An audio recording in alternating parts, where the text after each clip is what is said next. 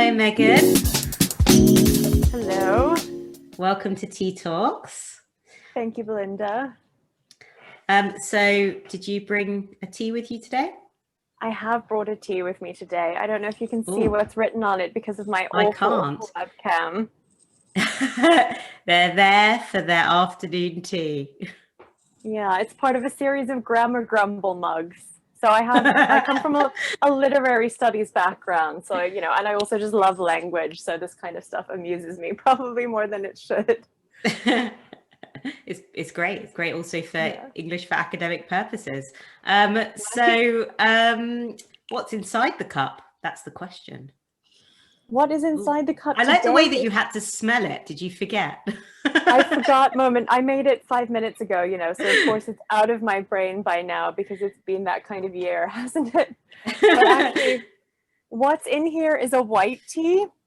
And I actually got this from one of my students at one point as like a cultural exchange gift. So it's a loose leaf white tea. So it's a Chinese white tea? Yes, yeah. Good. But I find it's really relaxing after a long day. Yeah, so, I find white tea really gentle. It's nice. Yeah. Megan, you're originally from California, is that right? Oh, I'm from all over the place, but yeah, okay. I was born in San Diego. So I guess that technically means I'm from California. Yeah, depending on how you look at things. So how did you end up teaching at Winchester School of Art in the UK? So I did my MA degree and my bachelor's degree in the Netherlands at the University of Amsterdam. And then I worked for a few years, but I was interested in doing more research because, I have a real passion for figuring out how things work and why they work and kind of connecting to things on a pretentious and more philosophical level. So I decided to do a PhD. I applied at a few places, but the first place I applied where I got funding was Cardiff University. Okay. So I moved to Wales. I really enjoyed my time in Wales. It's a beautiful country. Yes. I hope to move back there someday. Oh, do you? Did you learn any Welsh as you're a language lover? A very little bit. Kind of a big regret was that I didn't learn more, but I was actually commuting back and forth between Amsterdam and Cardiff while I was studying there because my partner worked and lived in Amsterdam. So it was a long distance balancing act. So I didn't have time for a lot of extra things, but I did learn a little bit of Welsh. Okay. I won't get you to say any of it. No. Don't worry. I won't put you on the spot like that. It is a beautiful language, though. So yeah, and after that, I was looking for work in the UK. I started off as a teaching fellow in digital media practice at Winchester School of Art. I wasn't quite sure what to expect, but I really enjoyed the work, and I enjoyed the kinds of students that we get on the program, who often have a background that's really different from mine, which is really exciting when you're doing this kind of work because you can really build a diverse, more complete set of experiences than you get when with a program that only has home students or only has one kind of student. So that's been really exciting. And then last year I became a lecturer, which is kind of a combination of teaching and research. Okay. And when reading about you, you have many areas of expertise. I read, that you looked into gender, post-colonial literature, film, television, fan studies. But one thing stood out to me, and I wanted to know more about it, and that was monster studies. Right, yeah, monster studies. Could you explain? It's a great one. Yeah, it's a great one to those of us who aren't in the know what exactly that is. So monster studies is this field of research that emerged mostly in the 1990s. So it's grown a lot since it was first written about, but it emerged in I guess as part of cultural studies, which is a particular academic discipline, but also in literary studies and film studies, looking at monsters and their meanings, both in popular culture and, you know, in literary texts, in high art.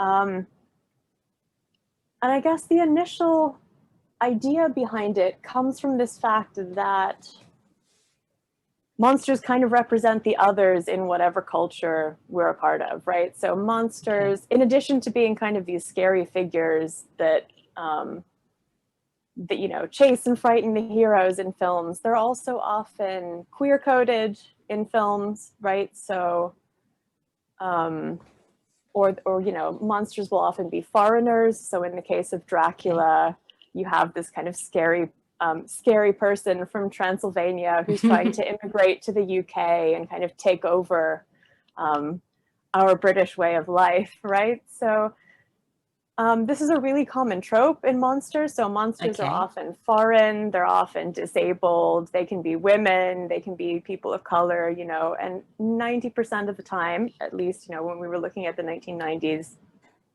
this was kind of how monsters were coded and represented. So monster studies arose to look at this phenomenon and to look whether it could potentially be used to do interesting things or talk about interesting things politically and socially. Okay. So I hope that's not less exciting than initially. No, it's a lot of interesting research and lots very, of very interesting. You've published a book last year, Gothic remixed monster mashups and Frankenfiction in the 21st century culture.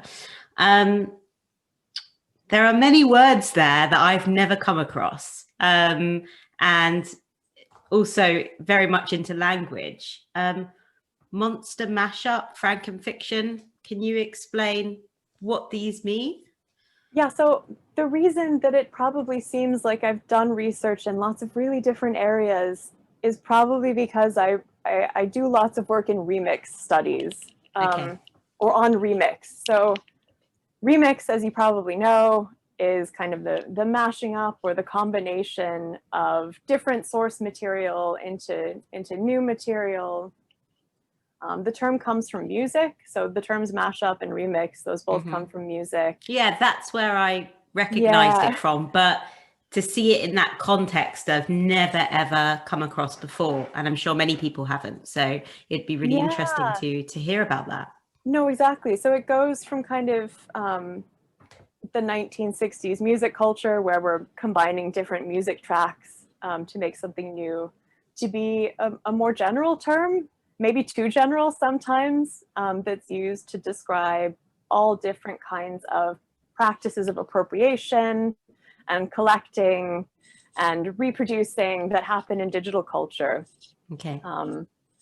So when we're talking about remix culture, we're talking about all kinds of things from fashion to kind of film that appropriates different clips, or maybe we're talking about texts like Pride and Prejudice and Zombies, for example, is one book that I look at, which has been translated into Mandarin, I think, actually. Wow. Oh wait, do I have a? Is this a book I've only you've got looked the at? Japanese. Yeah. Okay. I've only got, sadly, the Japanese edition of Pride and Prejudice and Zombies here. But what a combination. Yeah. But that's basically it's a So what's book. that about then? It takes Jane Austen's book, Pride and Prejudice, so the literal words, and it remixes that with a story of a zombie uprising. Okay. And what's the reason behind doing it? That's complicated, and I guess that's what the book looks at a little bit. So, you know, the book looks at remixes, at mashups, and at what I call Frankenfiction. So Frankenfiction is basically this term for stuff that falls somewhere in between remix, which is kind of this new modern thing that seems digital and trendy, and adaptation, which is an older trend that involves, you know, traditionally taking a book and turning it into a movie. So you have the movie version of Pride and Prejudice. You have the 1995, I think it is, TV series, or miniseries adaptation with Colin Firth. Of which everyone is familiar with. Not the zombie one, but that one. Well, and then you have the zombie. Yeah. Is it an adaptation? Does it count as an adaptation if it's almost literally, it's like 80% Jane Austen or something, or is it too derivative? So that was where the question kind of came. Where does this fit? Does it count as an adaptation? It's a little untraditional for an adaptation, but it's also a little too traditional to be a remix. Okay. And a lot of remix studies people wouldn't really consider it to be kind of part of this digital remix culture revolution. So what is it? It's a Frankenfiction is what I decided. Also because it has monsters in it. And that's what the book talks about, these texts that are a little bit too conventional for remix studies, not conventional enough for adaptation studies, and what they mean and say about popular culture today. So this term Frankenfiction, is this something that has been around for a while, or is this something that you have invented? It's something that I invented, and it was kind of out of necessity because the term that I had before was really long and unwieldy, and not great. So I think it was something like neo-historical monster mashups, just to kind of describe what I was working with, and that's obviously not useful at all. So. And what is it about this particular practice that fascinates you so much and has made you write an entire book about it? What is it that's influenced you? And so there's a lot of things about appropriative art. There's a lot of things about adaptation in general that already really interested me, because I think that this distinction in our culture between what is original and what is not original or derivative is a really important one. And it has a lot to say about a number of different things, right? So what we value as a culture, both literally in terms of like, what can we get money for? And in terms of what do we think is important or valuable? How do we define good art versus bad art? It also says a lot about, for example, about authorship. So some interesting things happen in adaptations around authorship. So for instance, again, I'm just casting about for the Pride and Prejudice and Zombies cover, but that presents itself as co-authored by Jane Austen and Seth Grahame-Smith. And a big part of the reason why these texts are often successful is because they attach themselves onto this big name author, like Jane Austen, or And do they have to get permission to do that, or they don't in this case? Right. Because these texts are all in the public domain, which means that they're not under copyright. The characters in them are not under copyright. You can basically take these texts and do whatever you want to them. That's really interesting. I mean, you do have cases where people take texts that are in the public domain. So another interest of mine is histories of copyright. And we talk a lot about fair use and about transformative work. So these are two terms that come up very often. So you have fair use, which is that basically you can use any media text for teaching. You can use it for, certain things are okay to use it for legally. But you also have this transformative work clause that basically says, if you transform it enough and creatively enough, then you can do whatever you want with it. So in the case of Pride and Prejudice and Pride and Prejudice and the is it the Zombies? Sorry, I'm not quite sure of the title. Would they have to give any royalties at all, or is it, if they've changed it enough, do they pretty much get to use what they want? Yeah, no, so in the case of Pride and Prejudice and Zombies, they can basically do whatever they want because the text is no longer under copyright. So Jane Austen has been dead for enough time that her work has passed into the public domain and we can all use it however we want. The same thing's going to happen to Mickey Mouse, actually, very shortly. So there's a big distinction, I guess, creatively between characters that are in copyright and how you can use them, and stuff that's out of copyright and how you can use that. But of course, the fact that you can do it and whether or not it's okay to do it are also often different questions for people. A lot of people were upset about Pride and Prejudice and zombies, or thought it was, you know, silly, irreverent. Okay. So you're now program leader for MA Global Media Management. Do your students get to learn about this side of your research? Does it influence the course in any way? Yeah, absolutely. So one of the, I guess, pride points of the program is that the teaching that we do is always really led by our research. And we do really diverse kinds of research on the program. So we have people working on remix, like myself, and popular culture and representation. We have people working on film and film festivals, and people working on, you know, influencer culture and kind of media at the media industries level. So not looking at media productions, but how industries work. You know, we have all kinds of people doing different things. And because we're all working on things that are really practical and often really contemporary and really important to media industries today, we think it's important to also make sure that we're dealing with those subjects in classes. So not everything will be about our work, because, you know, other people's work is also really important, but we do emphasize that there's work being done on this and we are doing some of that work. Okay, that's really interesting. So on the other end of the scale, so we've got monsters. I've also read that you have taken part in the Being Human festival, and that's kind of an interesting combination. So I was wondering if you could explain a little bit about what that's all about. Yeah, that's a good question, and I think it's one that a lot of people have as well.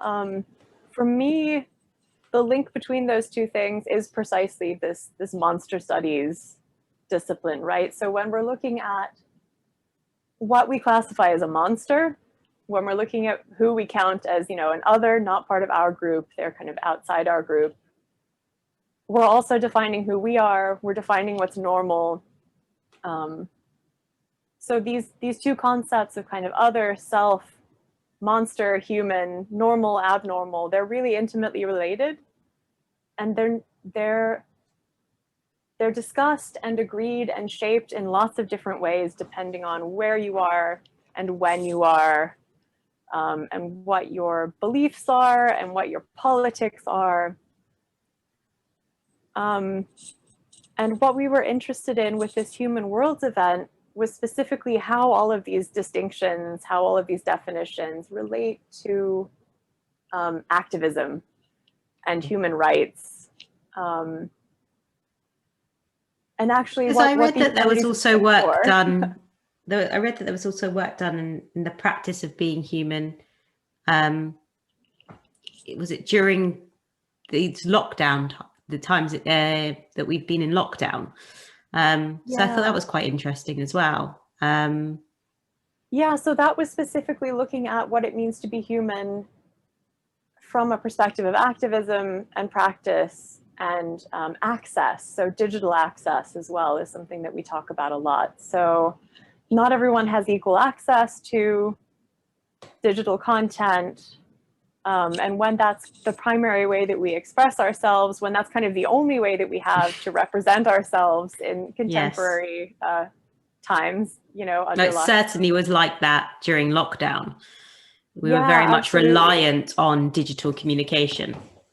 So when you have all of these issues already built into digital communication, and when you have all of these things like, for instance, algorithmic bias is something that we talk about a lot, where, you know, computer systems are coded by a certain group of people, and so they're biased towards those kinds of people.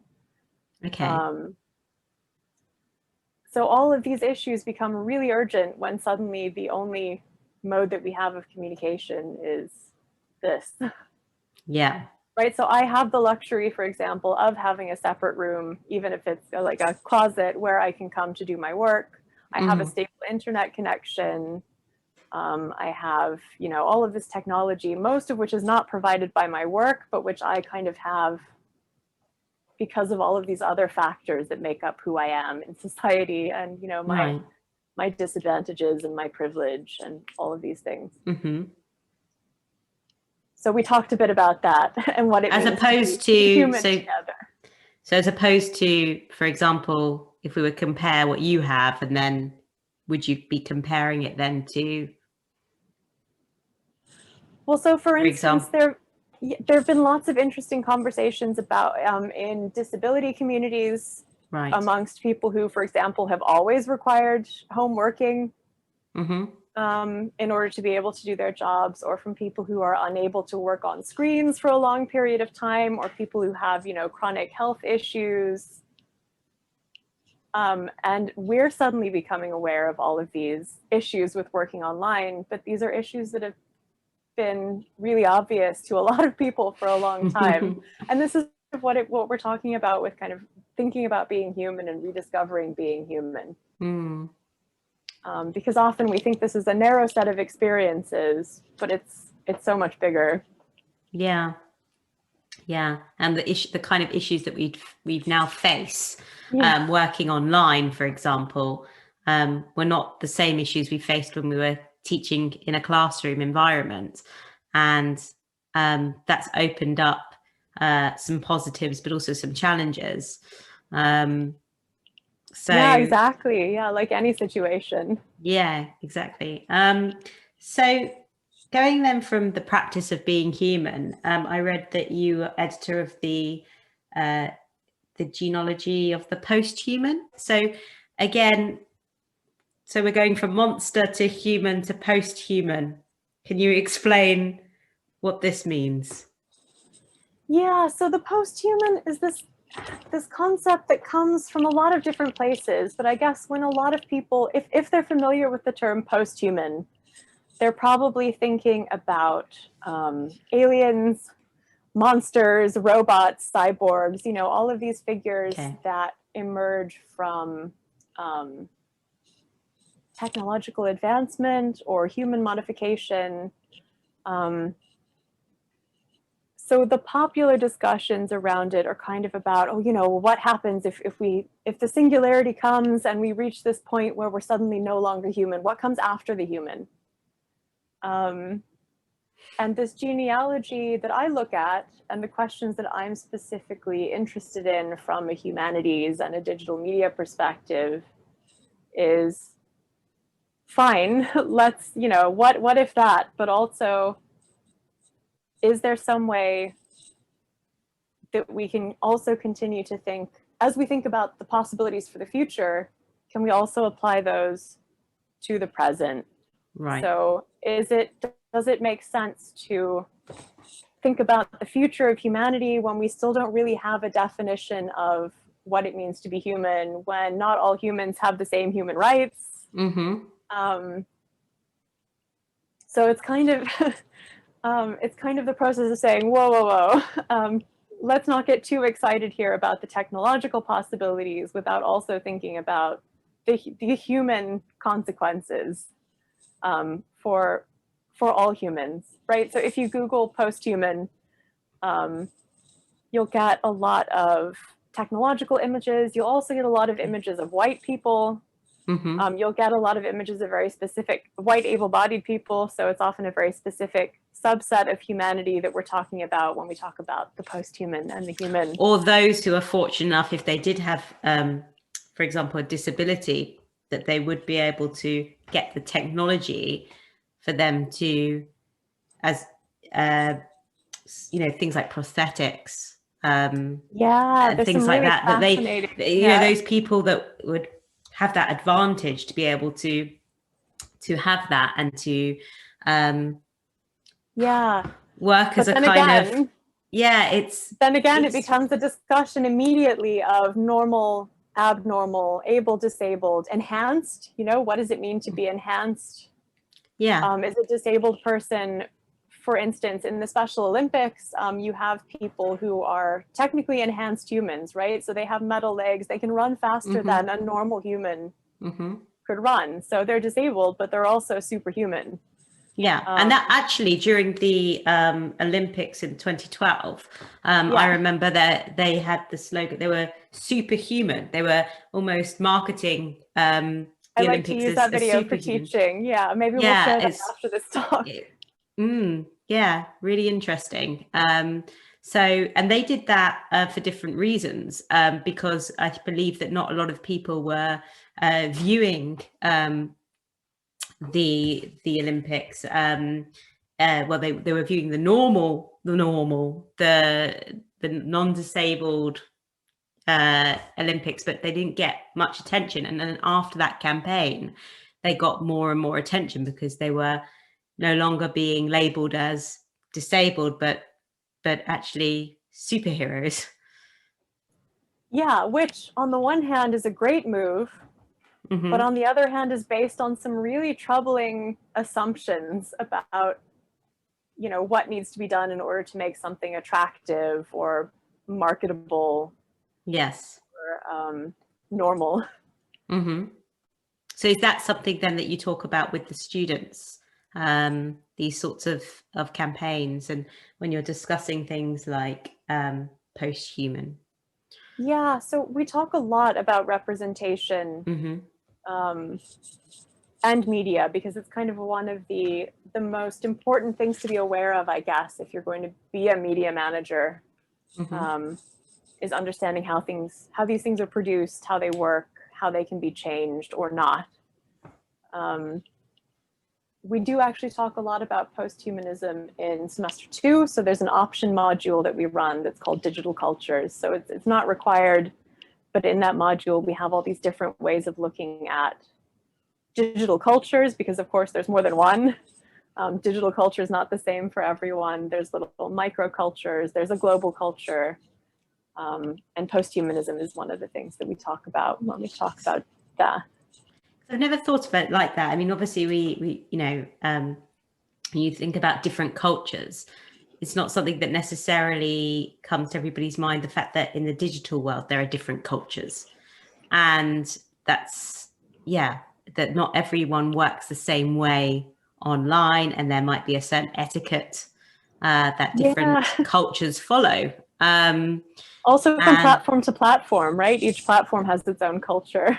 Zoom has a different culture to, you know, Twitter. I guess one of the things that's important when we're talking about what it means to be human is to make sure that you have lots of different stories. So when we're talking about genealogy, so genealogy is a word that kind of means the history or origin or roots of something, but we don't mean that to suggest that there's only one history of the human or the post-human. There are lots of different competing ones. So we have some really different kinds of entries as well.